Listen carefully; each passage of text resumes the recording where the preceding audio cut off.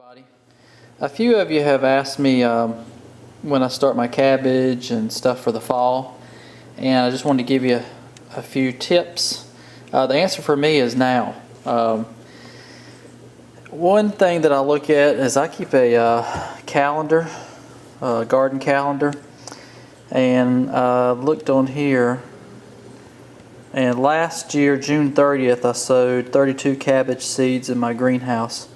So I did this, this past week. Today's July 4th.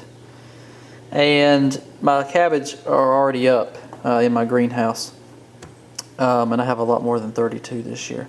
But anyway, so this is last year's calendar. Now we all know that this year and last year, there's a huge difference, especially as far as the amount of water that we've gotten and the heat and everything. But anyway, this is just a good thing to be able to look back and see what you did.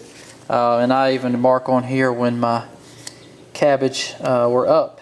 So they had germinated in what, 2-3 days, and the same thing this year happened. They're already up in my greenhouse. So I did wait, it looks like, until the 6th to start my cauliflower, my broccoli, some collards, carrots, and I put some cilantro July 6th. So this week, and actually today is July 4th. This is last year's, of course, but I'm going to go ahead and start my cauliflower and broccoli. And a different type of cabbage I'm going to try this year. But anyway, so that's a good thing to have. Now, maybe you don't have a calendar started. So here's a couple of resources. If you go to a local farm supply, and not garden supply or garden center like Walmart, they're not going to have something like this for you. But if you go to a place that that sells farm supplies, you'll be able to pick up one of these vegetable planting guides for your area. Now this one's for my area, central North Carolina. So I picked up one of these, and these are free, and they are just loaded with information. You can see, let's find cabbage on here. Cabbage seed. So it says on here that I can go ahead and start my cabbage on July 1st. And I can seed them all the way up to September 1st.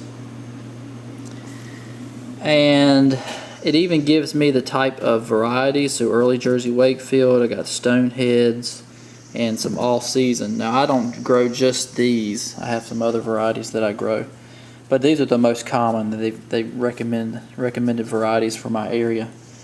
It even tells me how many to sow per 100 acre. 100 row, sorry, 100 acres. And how long it will take to harvest, 90 to 120 days. The distance between the rows, what the best pH is for the soil, distance between your plants, so a foot. Now I'm going to be starting these from seed inside my greenhouse. They're not going to be put outside yet. You could direct sow these already. So anyway, looking at the broccoli seeds, looks like I can start those already. So this is just a good guide for me.